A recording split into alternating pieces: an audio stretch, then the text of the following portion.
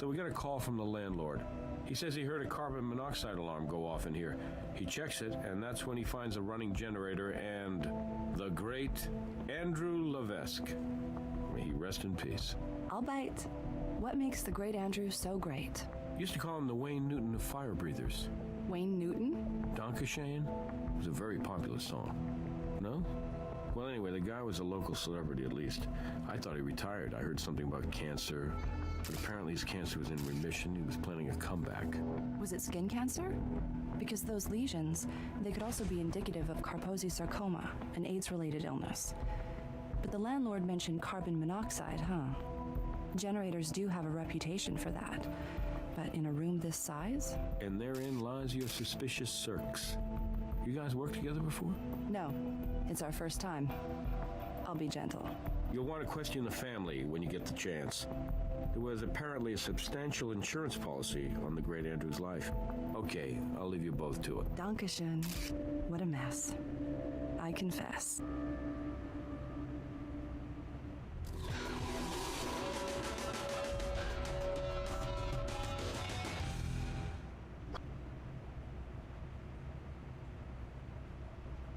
Okay, so the windows were closed, and the generator was running to power those big spotlights there. With no ventilation and no airflow, the carbon monoxide released by the generator's internal combustion engine would diffuse pretty slowly.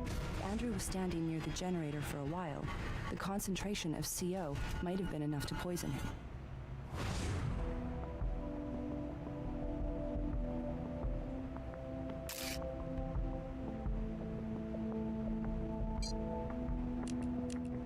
Unidentified goo. Always the best kind. Nothing we need to collect there.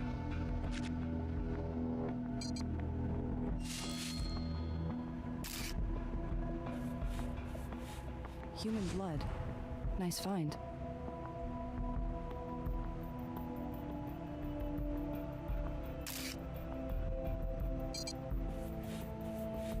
Good thinking. If we need to, we can figure out where that gas was purchased from its composition. We need to know how much carbon monoxide that generator puts out and how much gas it burns. Let's take it back to the garage for testing.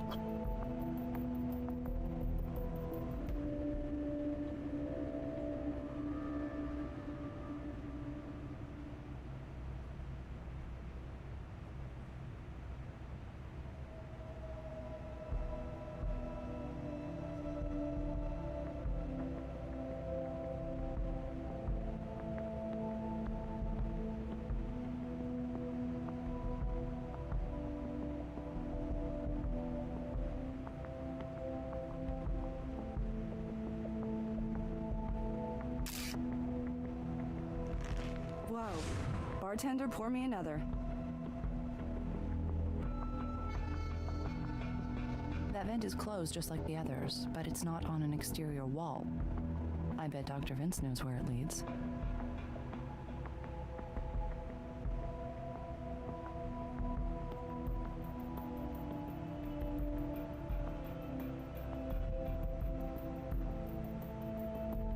Yes, I know. The detective told me. I'm Dr. Vicente Manotto. I'm the owner of the building. I found Andrew and called the police immediately. It's just so awful, isn't it? I'd say just about an hour ago. That's correct. Actually, I was in another unit when I heard the alarm go off. Yes, I was in another unit, assessing how much of the last tenant's security deposit I should give back. At first, I wasn't sure exactly where the alarm was coming from. Then I could hear it was coming from in here. I knocked on the door, but Andrew didn't answer. I went inside, and that's when I found him. Oh my God. No, I didn't, but I didn't smell a gas leak. Of course, I know carbon monoxide doesn't have an odor. It's just that when I saw Andrew lying there, it struck me that somehow he'd set off the alarm because of all those chemicals he ends up using.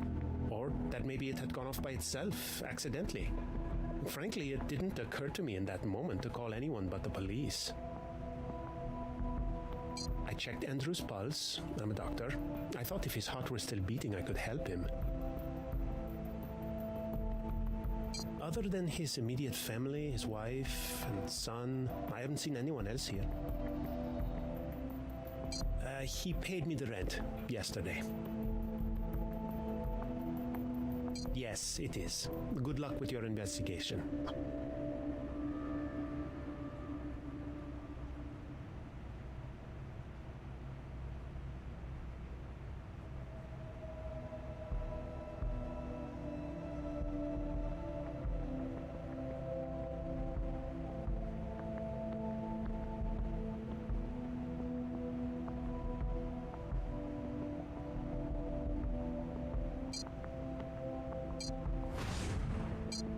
I'll call down to the morgue for a pickup.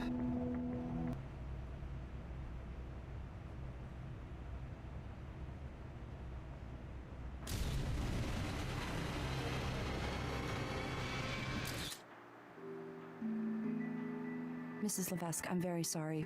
It's Ms. now, or whatever someone calls a widow. I'm sorry, I just can't believe my husband's gone. Never. Andrew was meticulous to a fault, an absolute perfectionist. On occasion, I would help him. Even Lyle would help out every now and again. Lyle, that's my son. Andrew was his stepfather. I'm sorry. What was I saying? Oh, yes. My son and I would help Andrew a bit, move things around, tell him what tricks we preferred, but for the most part, my husband worked alone. Apart from Andrew, only me and my son. Well, no, our landlord, Dr. Manoto, has a key to the room. He has a key to all the units. No, well, I mean, he was in remission for almost a year now. He had been diagnosed with an oral cancer called squamous cell carcinoma. It was just devastating. The disease, the chemotherapy. He couldn't work, and then later on, no one wanted to hire him back. It wasn't fair. Odessa's 10 days old. She's our miracle. We decided to have her after the doctor told Andrew his cancer was in remission. We felt so blessed. No, none whatsoever. And believe me, Andrew would never have agreed to Odessa if he had thought for a single moment he wouldn't be right here with me to help raise her. My husband was beloved, truly. Even when they wouldn't hire him back on the strip, they were always so apologetic. It wasn't personal, they'd say. It was business. Times were changing. The end of an era, really. I do? We did sign up for some right when we got married. I had completely forgotten. Andrew handled the bills. If you need to ask me anything else, anything at all, please feel free.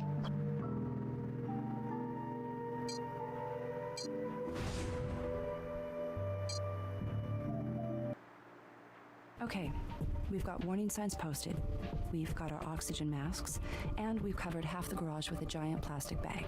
The conditions inside the gas tent should closely mimic those in Andrew's practice space, and the carbon monoxide detector is positioned about where Andrew's head would have been relative to the generator. All we have to do is fire that puppy up and wait. We should get a good sense of how fast it burns gasoline and how much carbon monoxide it puts out. Care to do the honors? Okay, that's good. Now come back out here where it's safe. We're gonna let it run completely out of gas. It's gonna take a while, so we should come back later.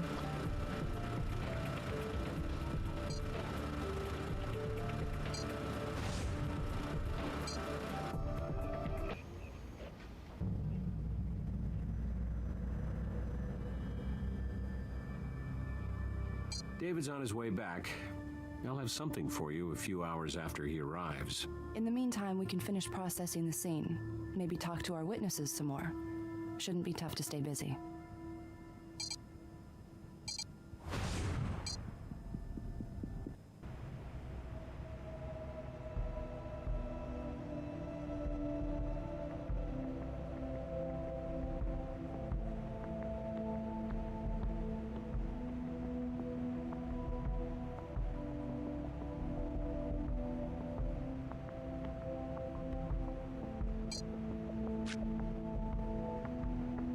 Yes, it is. Good luck with your investigation.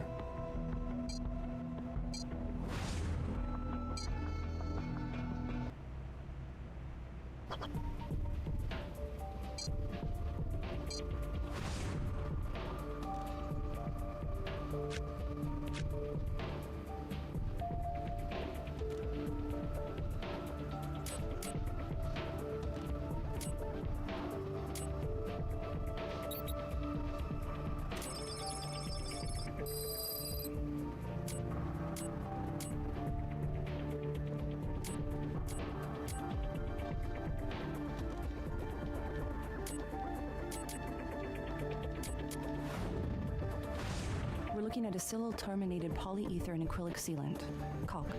The great Andrew must have been closing up some joints and gaps in his rehearsal space. Although, I'll tell you, if it were me, I'd have the landlord take care of that kind of work. And who's to say Andrew didn't?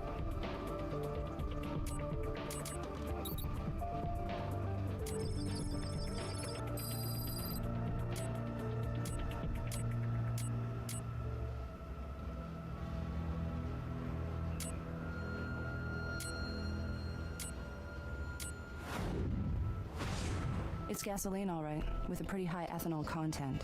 Unless I'm wrong, the diethylene triamine is from an aftermarket stabilizer. Allows the fuel to be stored for longer without gumming up.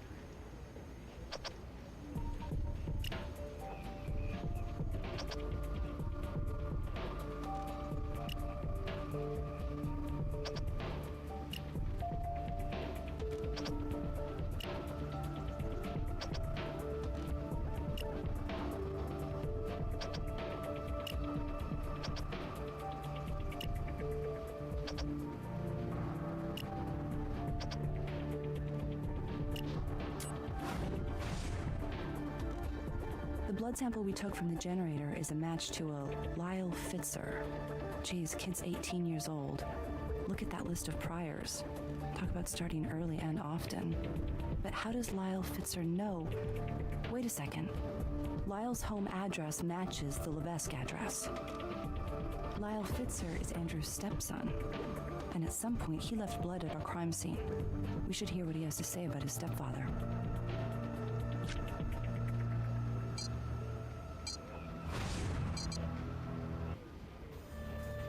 Hey, I'll see what I can do. Show me the evidence.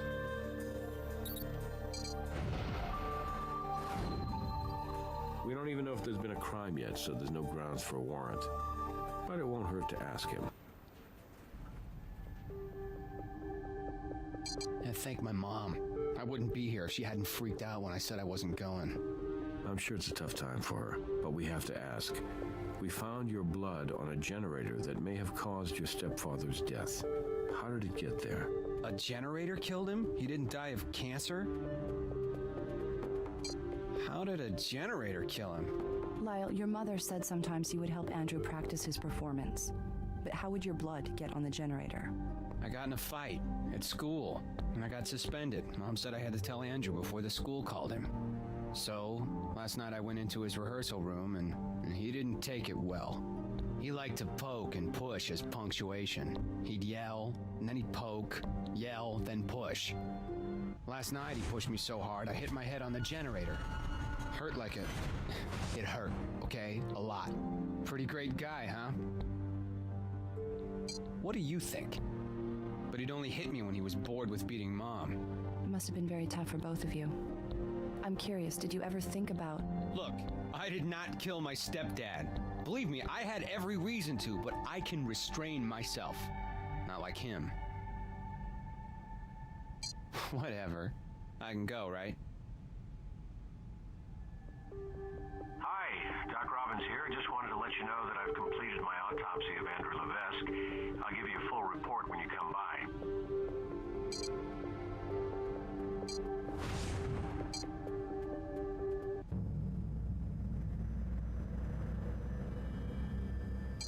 Carboxyhemoglobin saturation levels in your victim indicate that he was exposed to carbon monoxide in relation to ambient concentration of about 3,200 parts per million. Death would have occurred in about 30 minutes, but he would have experienced severe headaches, dizziness, and nausea after only 5 or 10. Who hangs around for half an hour feeling like that? Well, that's the other interesting wrinkle. While Mr. Levesque's exposure to carbon monoxide was at a lethal level, he was quite possibly already on his way out. Take a look here. His squamous cell carcinoma had spread to his lungs. It's like a friend of mine once remarked, his cancer had cancer. So he might not have felt much worse than he normally did. At least until he keeled over. Now it's even more important for us to finish our test with the generator. If it could have put out enough carbon monoxide, this might be just an accident. No mention of it at all. But Mr. Levesque's last visit to the doctor was over 6 months ago, so obviously his cancer went unchecked and progressed rather aggressively. Well, I'm not sure. Look at what I found in his esophagus. This is a 2-part hard gelatin capsule. I couldn't decipher a label, but it could be a cancer-killing pill, or it could be a vitamin supplement.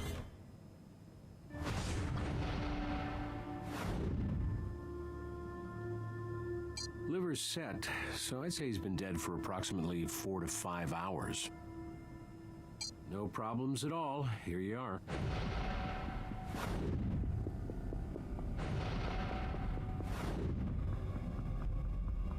I did. There's a white substance on his wrist that I left for you. You always did know how to make us feel needed. Also, take a close look at his mouth, the area just around his lesions. There were small concentrations of alkane hydrocarbons in his system, paraffin.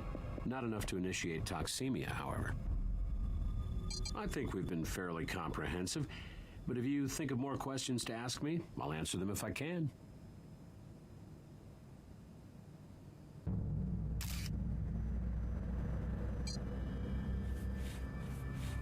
We'll have to verify it, but that looks like makeup to me. That shade's a little dark for him.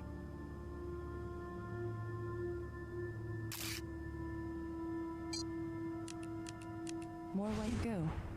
But is it the same white goo we found before?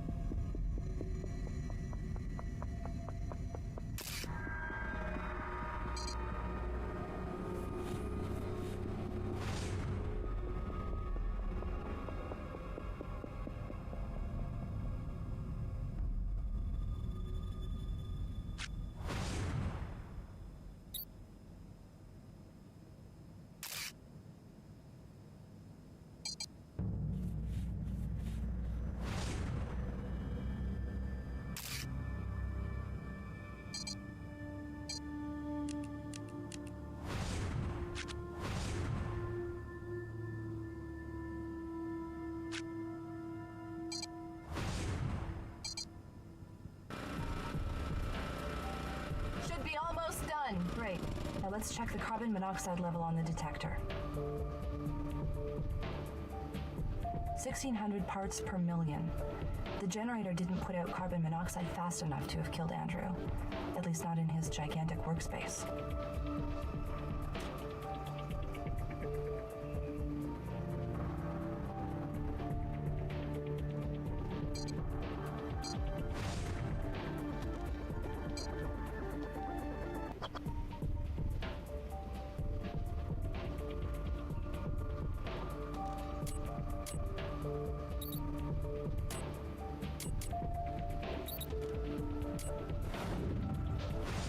The cock on the victim's wrist and the cock from the generator are chemically identical.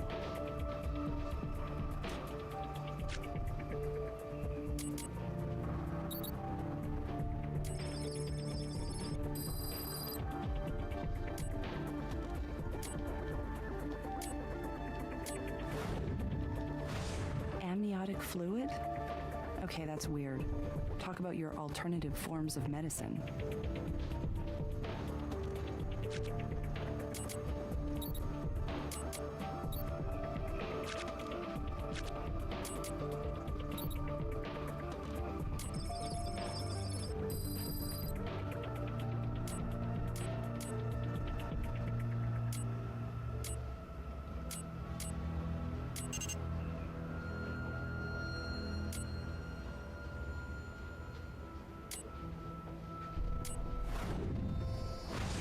It's a paraffin. With those additives, it's consistent with lamp oil. That makes sense. From what I've read, lamp oil is the least toxic fuel for fire breathing. It's still toxic, just not as bad as the alternatives.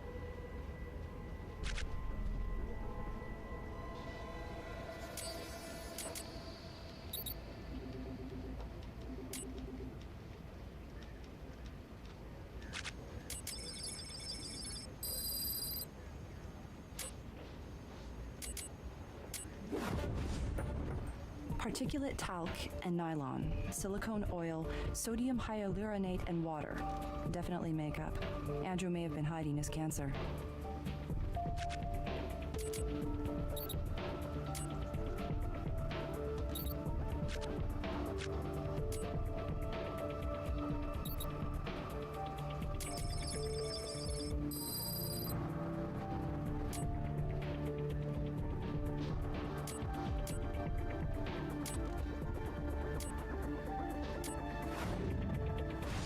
It's sugar. They say a spoonful makes the medicine go down, but I think they mean along with, not instead of.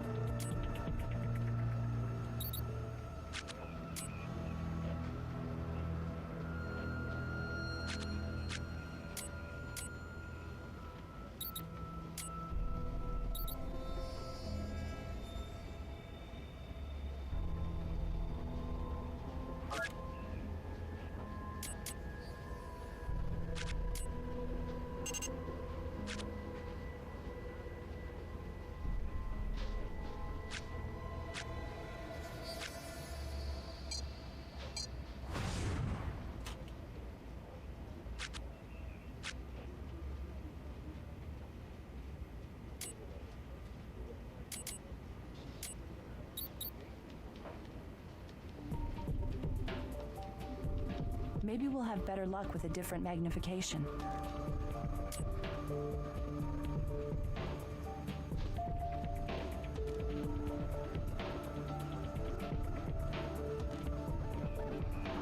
Pharmaceutical companies print out some sort of ID number somewhere on the meds themselves. We should be able to look that up.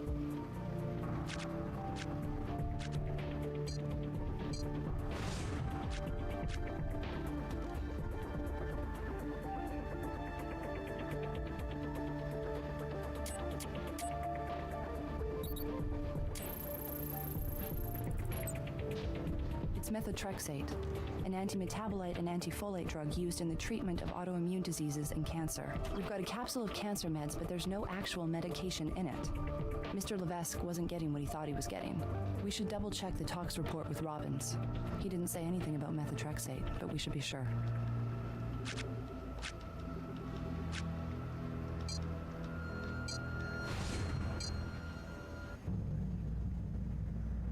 Unfortunately for Mr. Levesque, no. Methotrexate might have helped his condition. It's often prescribed as part of a chemotherapy suite. Andrew Levesque was killed by carbon monoxide poisoning, but somebody was trying to kill him by denying him cancer meds. We don't have one crime to solve. We have two.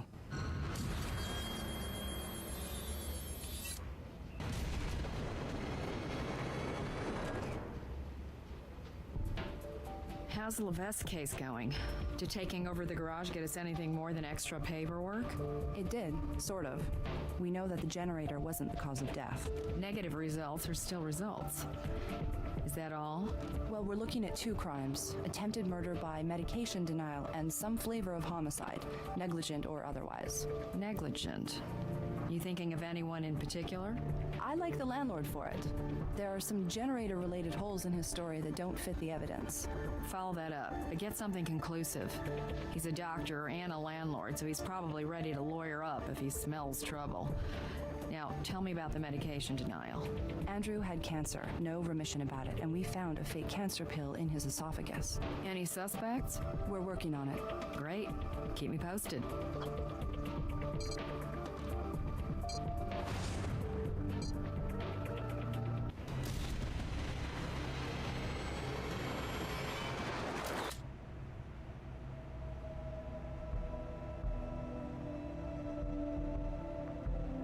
It leads to the boiler room.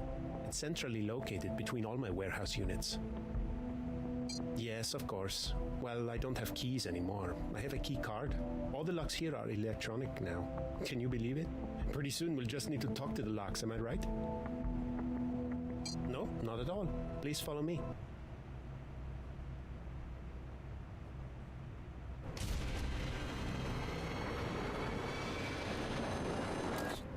Please, make yourselves at home. I'll be next door, as I promised. Great. Don't go anywhere.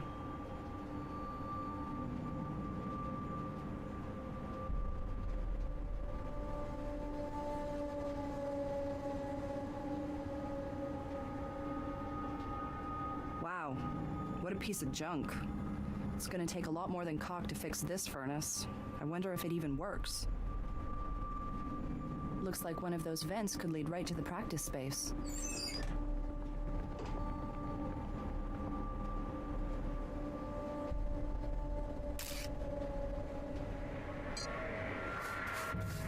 No prints there.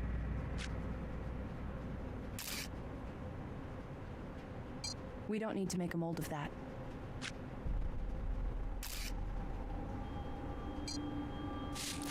No trace fluids there.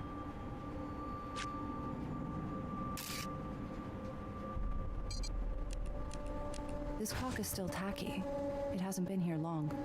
The furnace still works, though. I think we caught our source of carbon monoxide red-handed. I'll have Brass contact the gas company, get him to turn off the gas. Then we'll process the pipe. I can't believe this thing still works. Look at how badly it's corroded.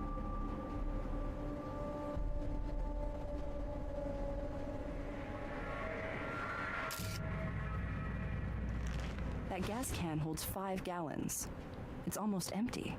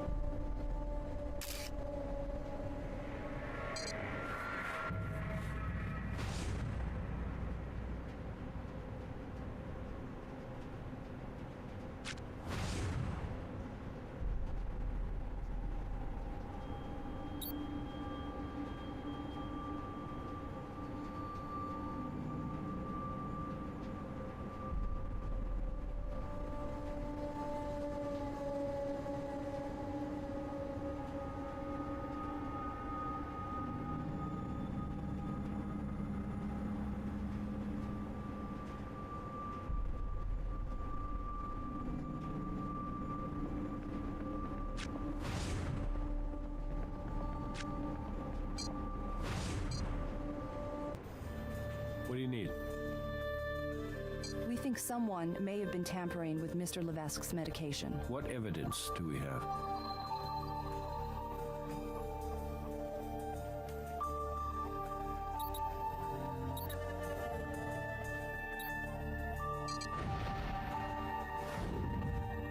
But you don't have Mrs. Levesque's DNA to compare to the amniotic fluid.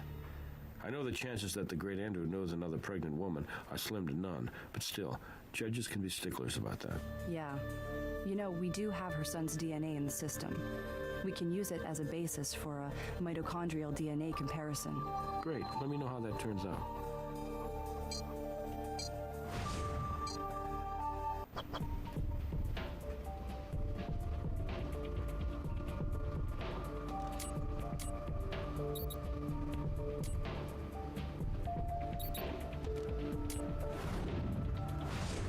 The gas from the can in the boiler room is an exact match to the gas from the generator.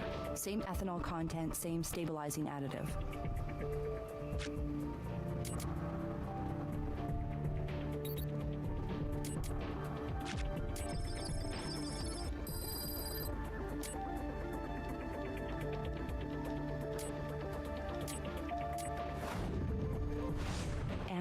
fluid? Okay, that's weird. Talk about your alternative forms of medicine.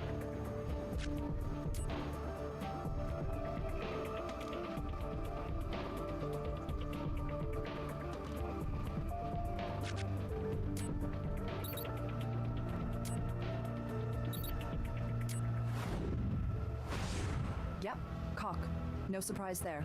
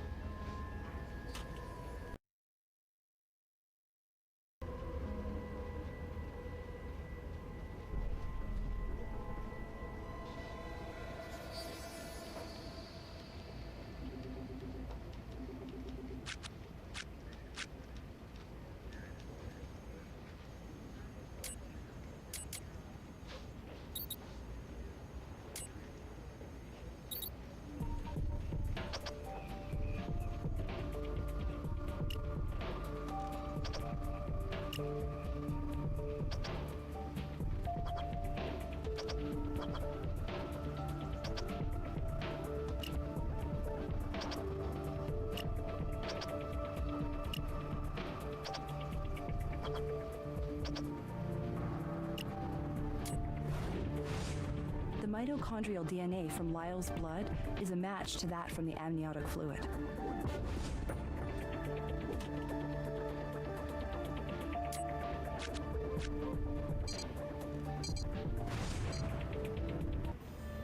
Yeah? We think someone may have been tampering with Mr. Levesque's medication. I'm gonna need to see some evidence before I go to a judge.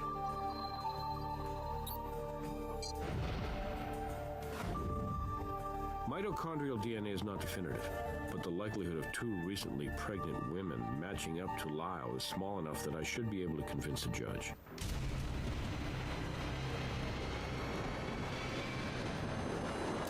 How dare you come back here? Ma'am, we have a warrant. I don't understand you people. Why are you doing this to me?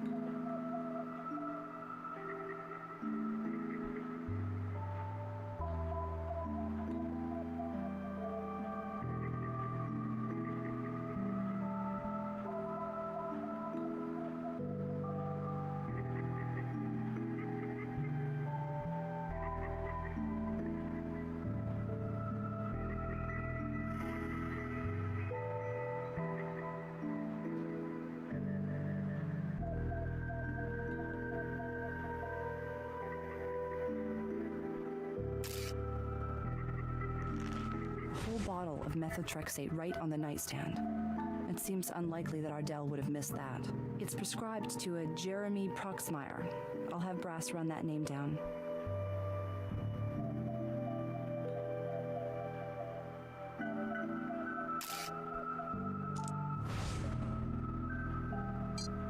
Nothing we need to collect there.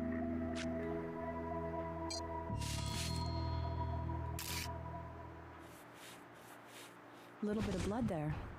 And something else.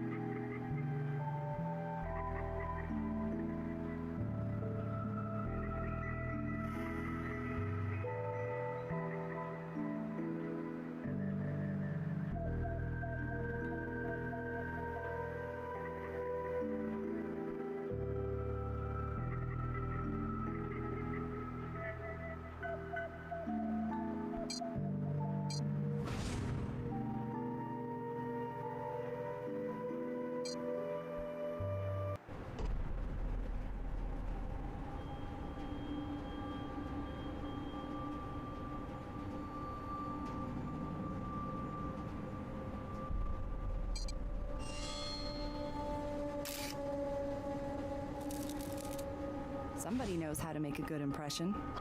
Whoa, hold on. We don't want to take that off until the gas company shuts this place down. I don't want to go out like Andrew did.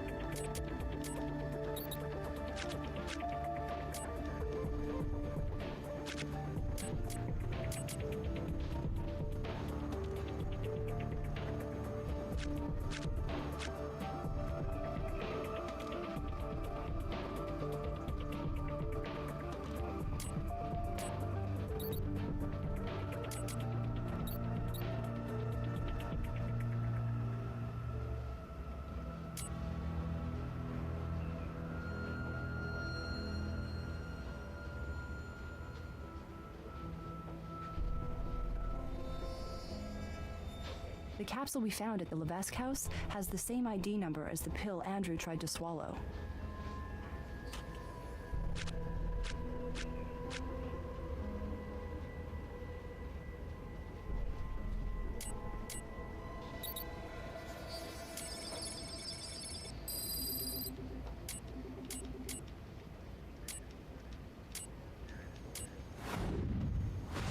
More amniotic fluid.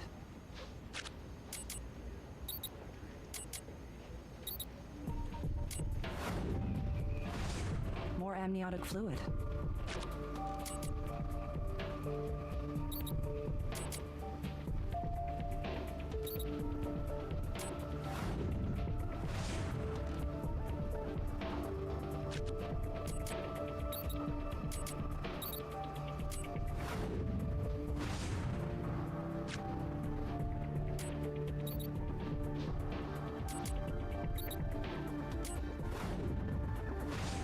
Wow, sugar in every single pill. I wonder if the meds were tampered with at the source.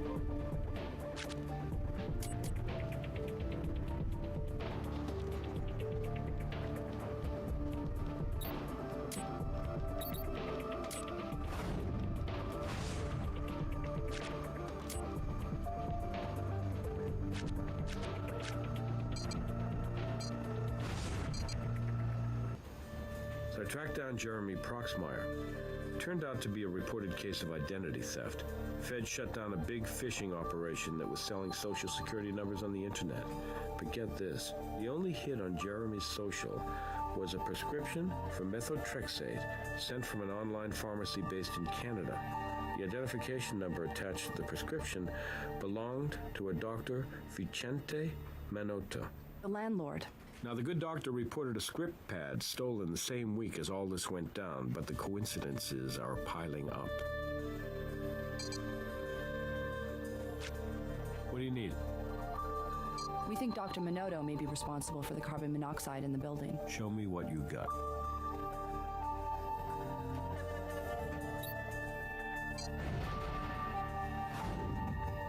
That is interesting, but we need evidence pertaining directly to the carbon monoxide leak.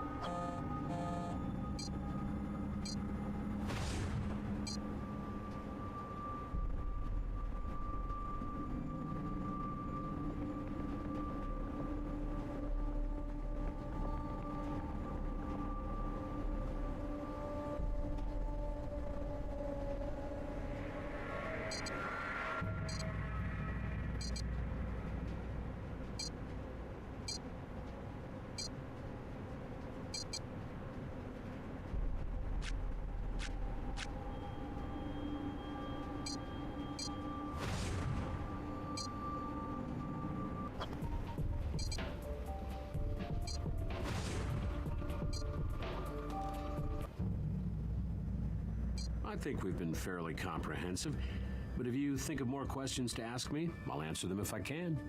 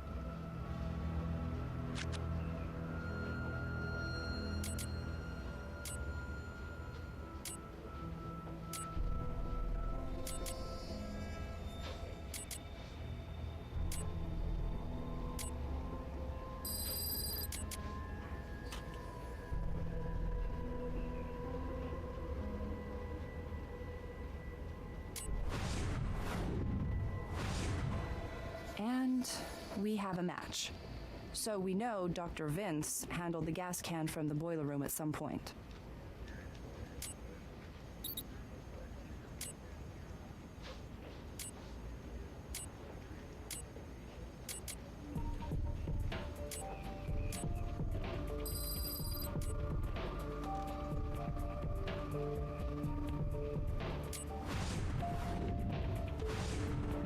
Looks like Dr. Minotto cocked that pipe. Okay, right now we have two possible scenarios. One, someone cranks up the furnace knowing that the leak in the pipe will flood the rehearsal space with carbon monoxide. Once our fire breather has taken his last breath, our perp comes in, seals the leak with caulk, and tries to tidy up the scene, but instead deposits traces of caulk all over the room, including on the victim. Or two, completely by accident, or what I like to call criminal negligence, the leak in the furnace floods the room with CO, overwhelming the great Andrew. Then someone comes into the room, sees the victim dead on the floor, and decides to make it look like natural causes. In both cases, our not-so-ingenious perp thought we'd think the generator was the source of the CO. And in both cases, I gotta say, I really like our not-so-good Dr. Minotto.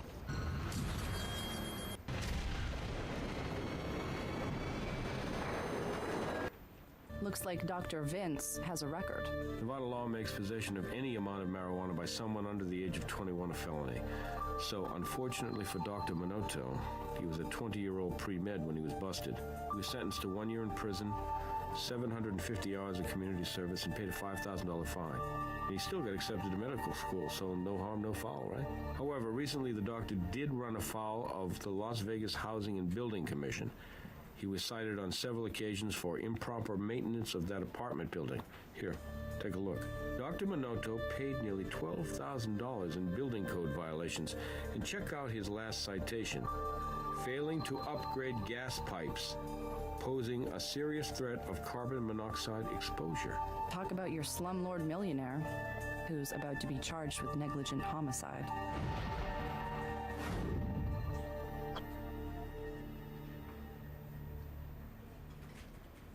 Yeah? We think Dr. Minotto may be responsible for the carbon monoxide in the building. Do you have enough evidence?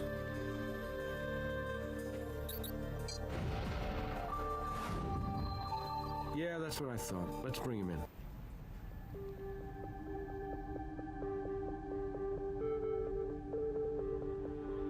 I don't think so. Those pipes were all in good working order.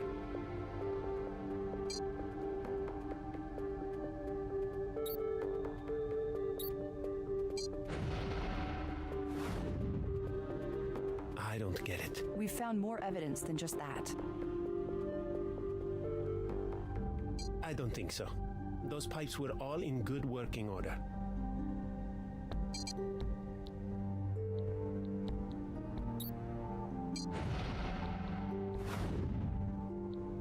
Just because there was caulk doesn't mean there was anything wrong with the underlying pipe.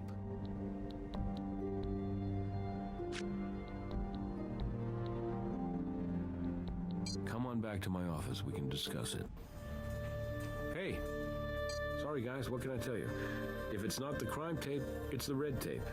Gas company says they're backlogged and they'll be out here as soon as they can. I'll call you.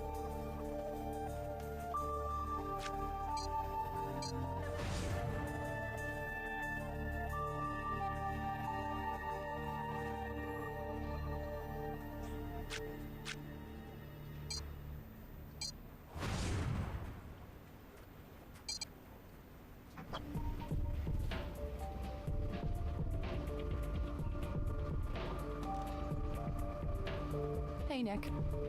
Hey, how's it going? I've got something that might be right up your alley. This case I'm working on has some serious conspiracy theory vibes.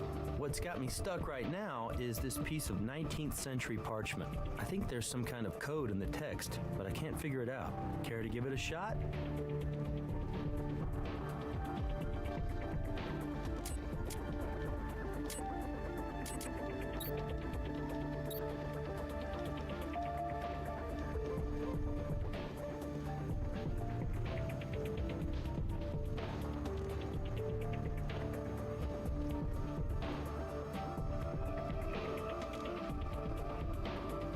It's a palimpsest.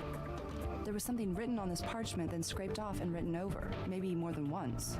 I can see the words, all 7 of them, but they don't make any sense.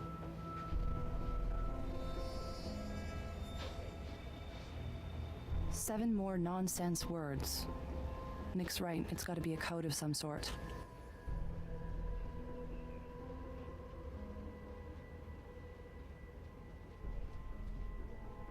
Seven words again. There's gotta be some kind of pattern there.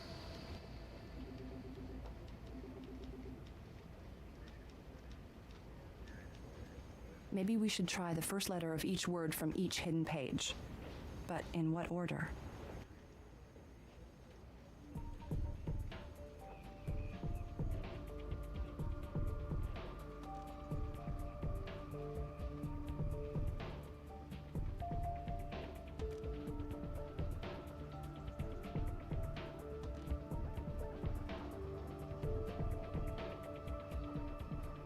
That's 5 layers so far. How many are there?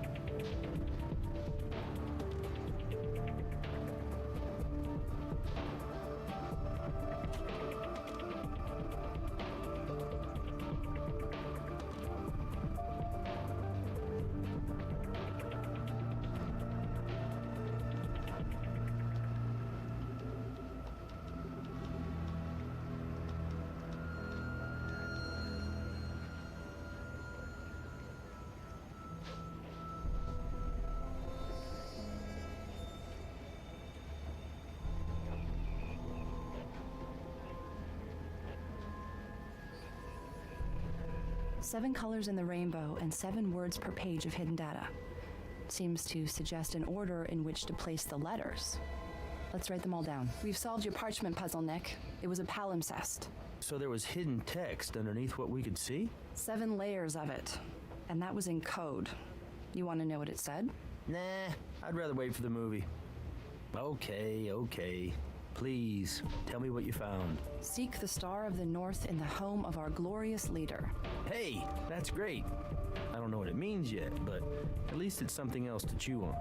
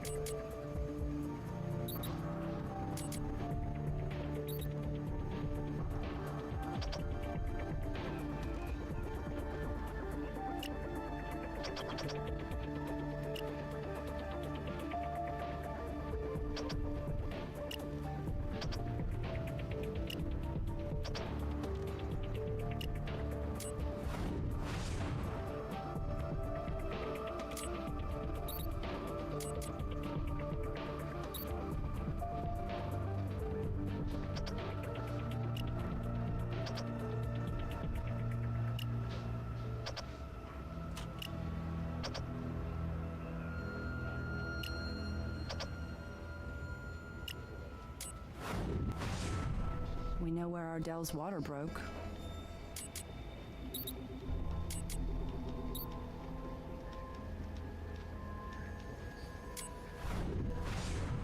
Different capsule, same DNA on the outside. Ardell's. I think I'm starting to understand how the amniotic fluid got on the pills.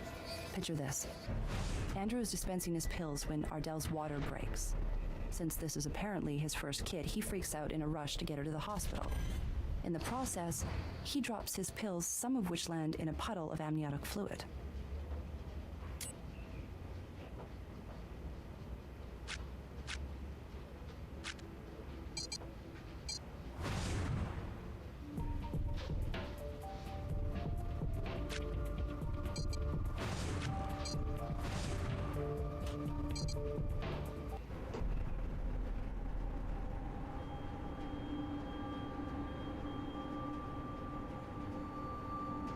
Whoa, hold on. We don't want to take that off until the gas company shuts this place down. I don't want to go out like Andrew did.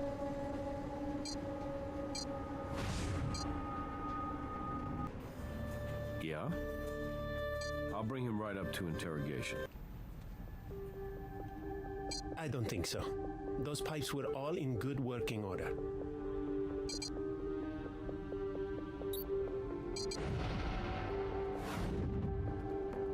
Dr. Minotto, can you explain to us why, despite being cited by the city, you failed to repair the gas pipes in your building?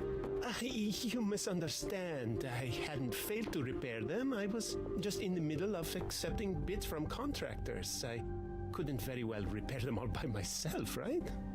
Yes, I paid a few fines, but in this particular case with regard to the gas lines, you'll see right there I did not exceed the deadline. No, I didn't touch the pipe.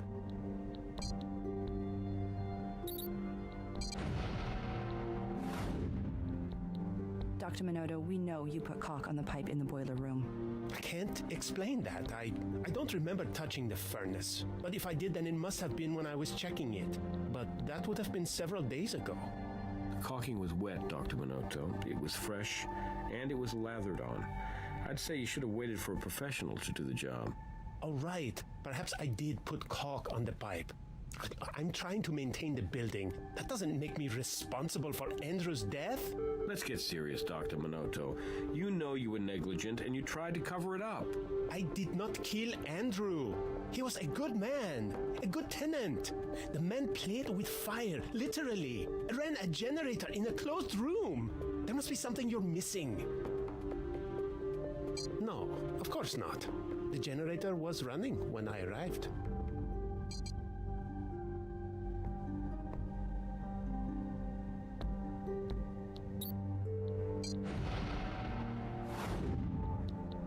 Perhaps you could explain what that means to me. Is this a practical joke?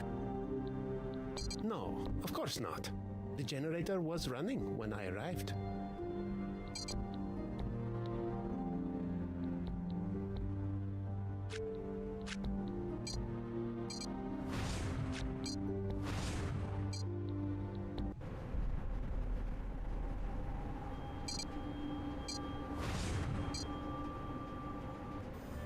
What do you need?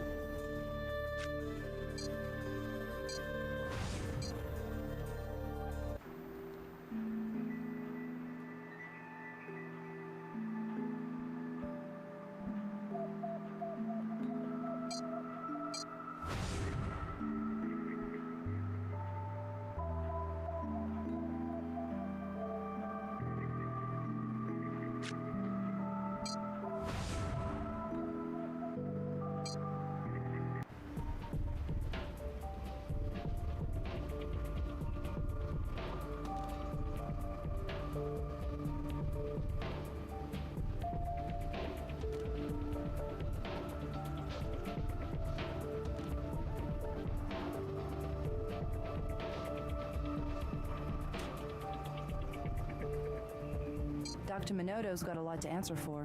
Know what I mean?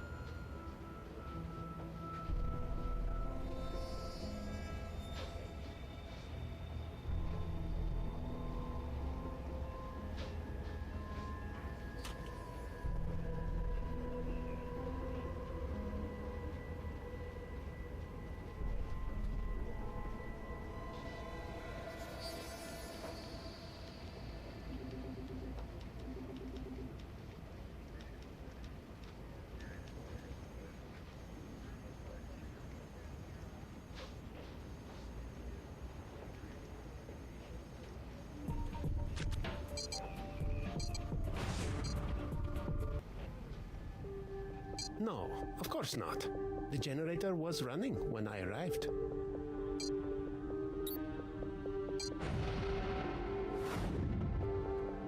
Yes, I have a gas can. That doesn't mean I used it to run the generator.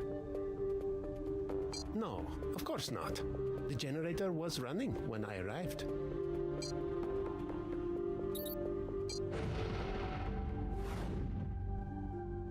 We matched the gas from the generator to what was in your gas can in the boiler room. Yours were the only prints on it. Please, stop, okay? I tell you what happened. I'll tell you everything. As I told you before, I heard the carbon monoxide alarm coming from Andrew's practice space. I knocked, but when nobody answered, I used my keycard. Andrew was lying there. I did check his pulse, just as I said, but there was nothing. He was dead. I was scared, in shock. All I could think about was that citation from the city for those damn pipes, and I knew someone would hold me responsible for Andrew's death. I panicked. I got some caulk out and did my best to seal off the cracks in the pipe. I brought the gasoline I had been storing to the practice space and used it to fill the generator Andrew used to power lights during his outdoor performances. Andrew himself gave me the idea. He had told me once that he would never run the generator indoors for fear of poisoning himself. I rolled the generator to the middle of the room, started it, then moved the body under the lights that powered. Then I called the police. Accidents will happen, but why don't I think we have the whole picture? I've told you everything I know, I swear. I don't know any Jeremy Broxmeyer.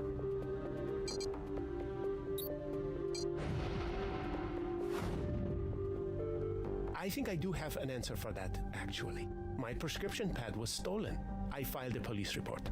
That might explain how Andrew got a hold of a prescription for methotrexate. But it doesn't tell us why every single pill in that bottle is filled with sugar and nothing else. Sugar? What? Oh no. I promised to keep a secret, not to cover up condemning Andrew to a slow death. Andrew came to me. He feared justly that his cancer had returned, and his health had already jeopardized his career once, and our public admission of a relapse would end it for sure. I advised him to seek specialized treatment, but he wouldn't hear of it. I genuinely wanted to help him. As I said before, Andrew was a good tenant. So I explained which drug would help his condition, and then I may have left my pad lying around where someone could take it. Which is a diplomatic way of saying you gave the pad to Andrew and then reported it stolen to cover your own hide. You're right that I reported it stolen about a week later. But I didn't give the pad to Andrew. I gave it to Ardell.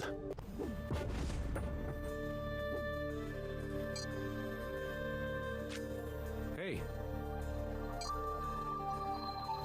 I'm gonna need to see some evidence before I go to a judge.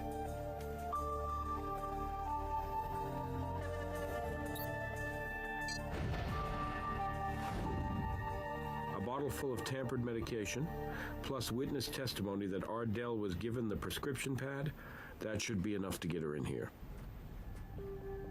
I am trying to be patient. I am trying to understand how you're conducting your investigation. But why would you drag me down here like this, like I'm some sort of common criminal?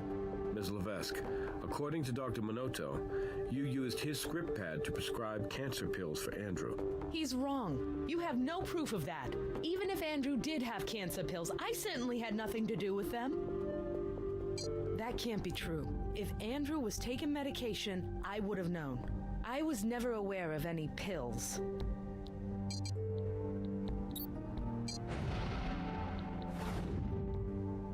What are those? If those pills were in our house, I certainly never touched them. I was never aware of any pills.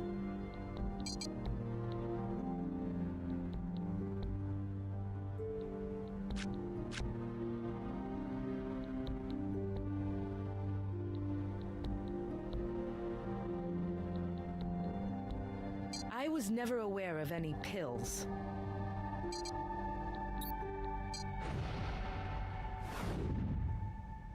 We found your DNA on Andrew's pills, Miss Levesque. You must have known about them. Oh my God, I can't explain it. You can't, or you won't? Okay, look, I knew about the pills, yes. I knew that his cancer had come back. But what were we supposed to do? Andrew could hardly find work when people thought he was in remission. How was he supposed to support us if people knew his cancer had come back? Dr. Minotto was kind enough to help us, even though he could have lost his license. Dr. Vince's Heart of Gold doesn't explain your amniotic fluid on the pills. No, it doesn't. That was something else. Andrew didn't like me to see him take his medicine. He said it made him feel weak. The night Odessa was born, I approached him in the bedroom. I guess I didn't realize he was about to take a pill. I surprised him, and he turned around and pushed me, spilling his pills on the floor. He stormed out. I don't think he even realized that the fall made me go into labor.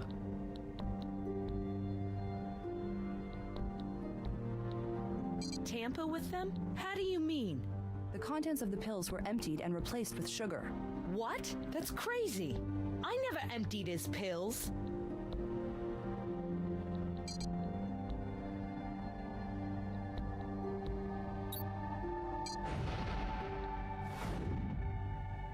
I don't understand. Maybe it's time for another break.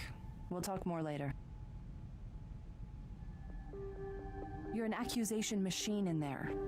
I don't know, maybe we should find some more evidence first? What are you talking about? He was my husband. I didn't start that leak. Violent? Not that often, but sometimes. He was very passionate. At first, he put all that energy into his work. It's why he was famous. But when he got cancer, when he couldn't work with fire, all that emotion had to go somewhere. Hey, I'm not some poor, lost, abused wife. My husband was a wonderful man who got a raw deal. If we could have only stopped the cancer, everything would have been fine. If he did, neither one of them told me about it. Lyle said that's how his blood ended up at the crime scene. I guess I suspected something. Lyle, I love my son, but I can't always control him. When I married Andrew, I thought it would be good for Lyle to have a strong male role model. But I don't think Lyle ever really accepted Andrew's authority. Now you're telling me what my own son thinks? That's it. I'm not saying another damn word without my lawyer. Even if it means getting arrested for prescription fraud? If that's what it means, then that's what it means. Well, then, I'm sorry, Ms. Levesque. You're under arrest. Right now, it almost looks like we have a conspiracy murder between two people who didn't even know they were conspiring. Ardell and Dr. Vince. You have a manslaughter confession from Dr. Minotto, which his lawyer will definitely try to toss. Plus, Ardell Levesque lawyered up as soon as we brought up the medication tampering.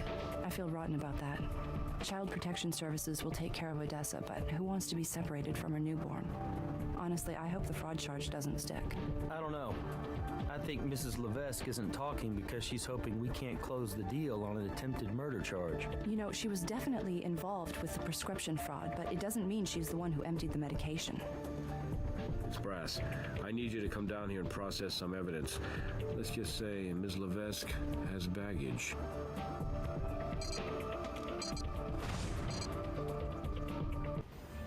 When we took Miss Levesque into custody, she checked this handbag into property. Law says that her possessions at the time of arrest are admissible as evidence, so I thought her stuff might tell you more than she did.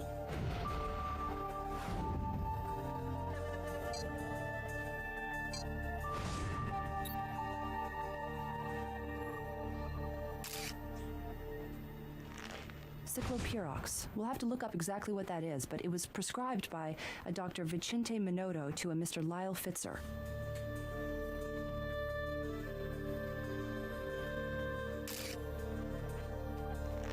Her apartment's lock uses a traditional key. Only the boiler room for the practice space requires a key card. It makes sense that Dr. Minotto would have one, but why would Miss Levesque?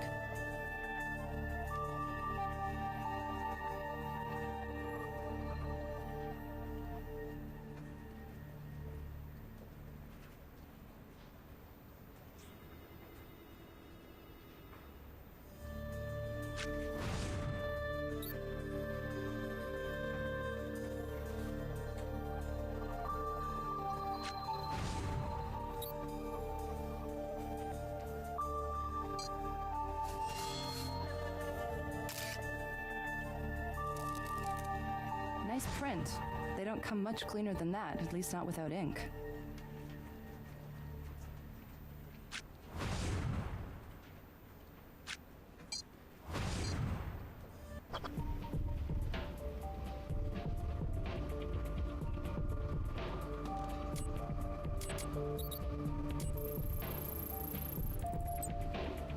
Cyclopirox is a synthetic antifungal agent intended for topical dermatologic use. Hey, Brass again. Gas company turned off the gas in Dr. Minotto's building.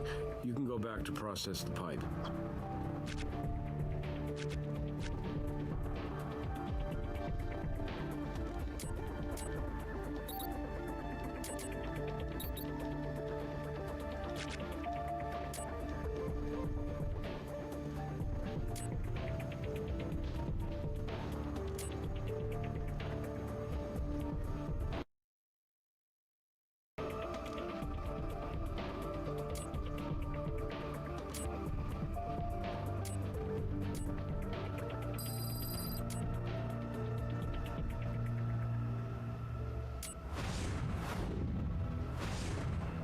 Okay, That perfectly formed print on the keycard belongs to Lyle Fitzer. I wonder if Ardell's keeping Mom to protect her son and not just herself.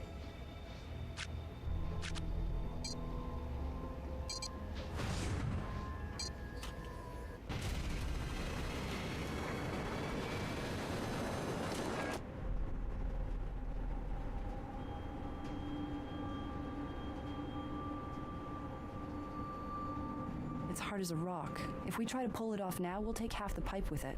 I know just who to call. I'll put it on speaker. This is Stokes. Hey, Nick, quick question. You ever removed caulk from a pipe before? Aren't you supposed to be back at the crime scene? I am back at the crime scene. I need to remove some caulk from a pipe. Do you know how to do it? Okay, basically you need two things. A heat gun and some denatured alcohol. A heat gun and denatured alcohol? You know, I can't say those are standard issue with the field kit. How am I... Don't worry, I'll be right over. Great. We aren't going anywhere. That was tricky. I'm glad I'm not a contractor. What? You don't like showing up at noon and making boatloads of money?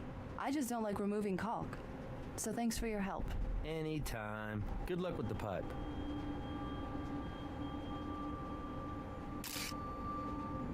Looks like a bit of fingernail.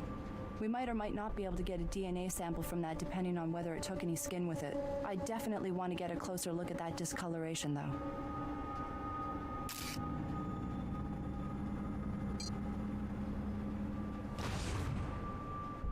Someone cut a hole in that pipe. I'm beginning to think Dr. Minotto's mea culpa was just a ploy to avoid murder one.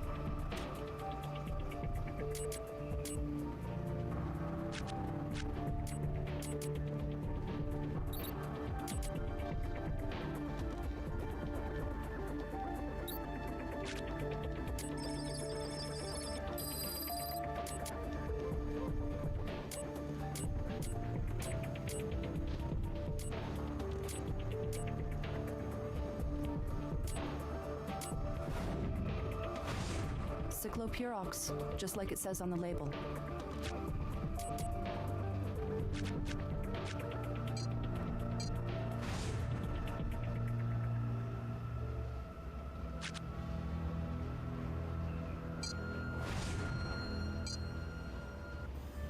Yeah? I'll bring her in. You don't look like my lawyer. I'm not saying another word until she gets here. I'll bring him right up to interrogation. I've told you, I will cooperate with your investigation.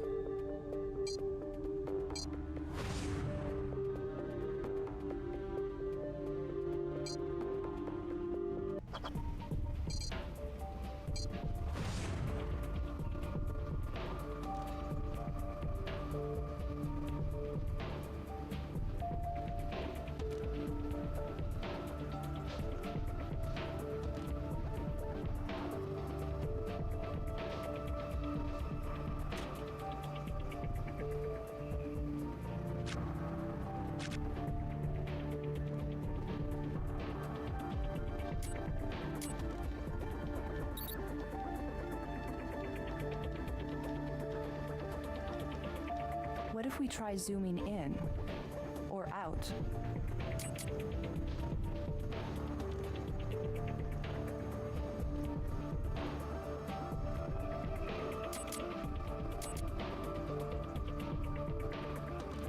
Well, there's nothing there that would give us a DNA sample, but those growths are consistent with a fungal infection.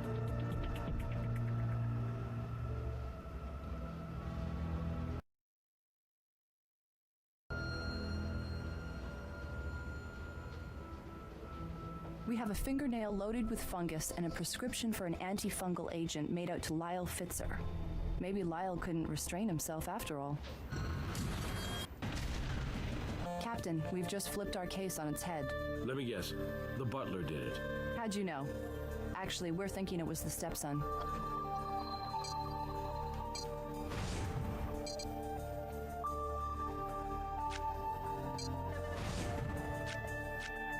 Hey, We think he may have tampered with the furnace pipe at his stepfather's practice space. based on what evidence?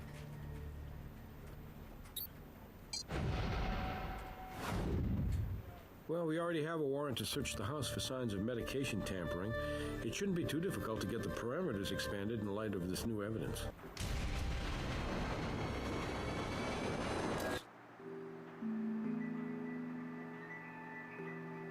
And this must be Lyle's room. Just a guess. We're looking for a tool, something that could have punched a hole in those rusty pipes. Probably a chisel from the look of the mold we took, but let's not assume.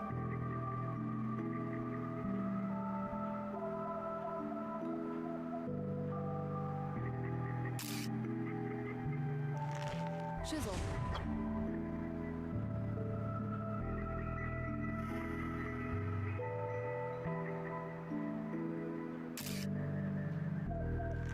Good thinking.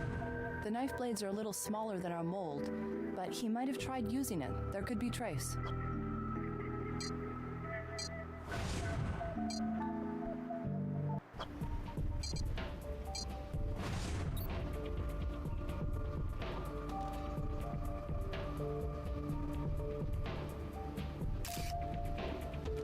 I always wondered if people actually use those things to pick their teeth. There's something on the end of it.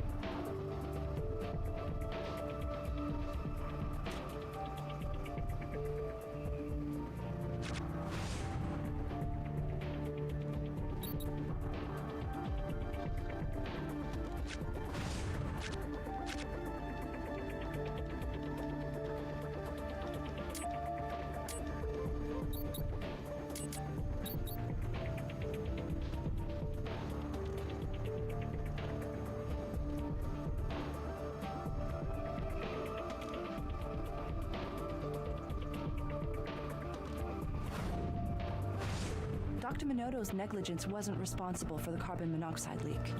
Lyle broke the pipe open.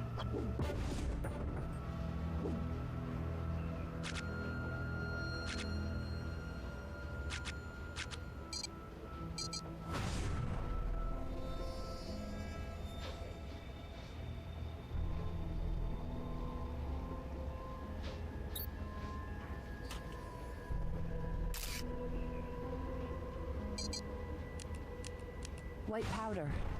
That could be a lot of things. Very few of them good.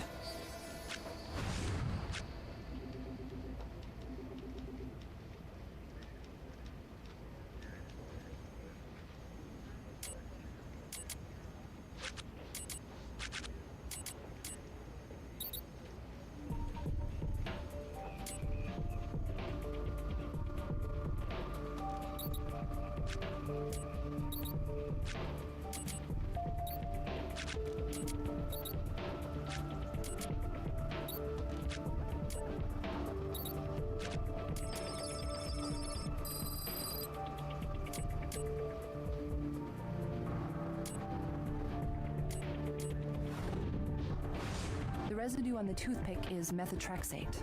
Lyle was tampering with his stepfather's medication.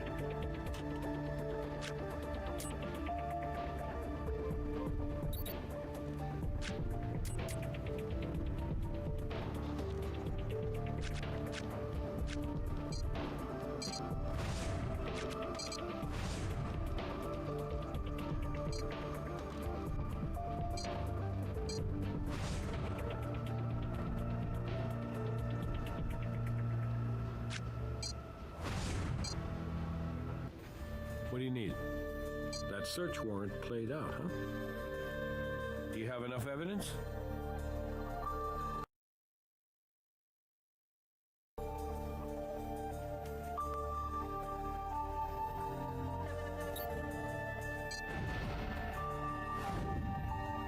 Looks like we got him for premeditated murder.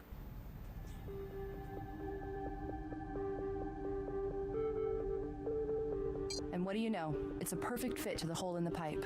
I didn't do it with my bare hands. You know what I'm saying? I didn't have the guts to kill that son of a bitch with my bare hands. Did my mom tell you what happened the day Odessa was born? Yes, he pushed her and induced her labor. What kind of person does that, huh? Oh my god, I should have killed him right then. But my mother was about to give birth, so I drove her right to the hospital. And then, do you know what he had the nerve to do?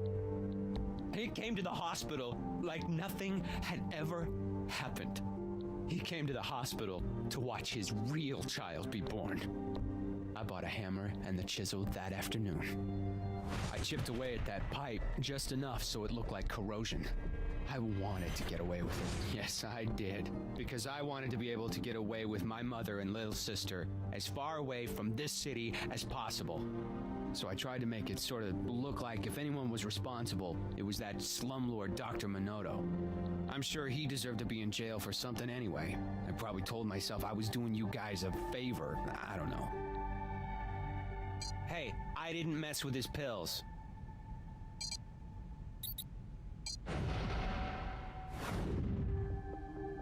You want to know the best day of my life?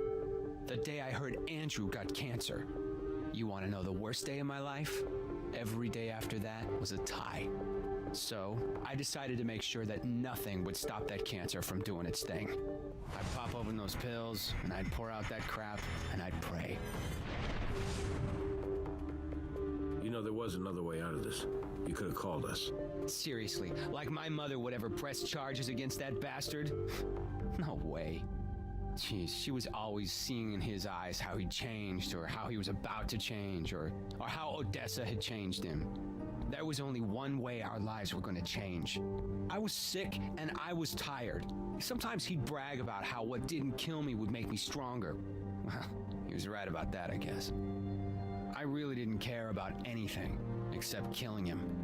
Maybe you should have thought a little bit more about your mother and Odessa. You don't think she's gonna need her brother? I did the best I could for both of them. You two did a great job on this case. It was quite a maze, but all roads ultimately led to Lyle. I feel sorry for Miss Levesque. Her life has been turned upside down. She's lost her husband, her son is going to jail for murder, and she just had a baby. There is a bright side. Jim talked to the DA's office, and they have no interest in pursuing the prescription fraud case. Then both Ardell and Dr. Vince go free? Miss Levesque has already left, but we still have Dr. Minotto in custody for tampering with the crime scene. He might not have meant any harm, but he still made our job harder than it needed to be. I'm hungry. Either of you interested in breakfast?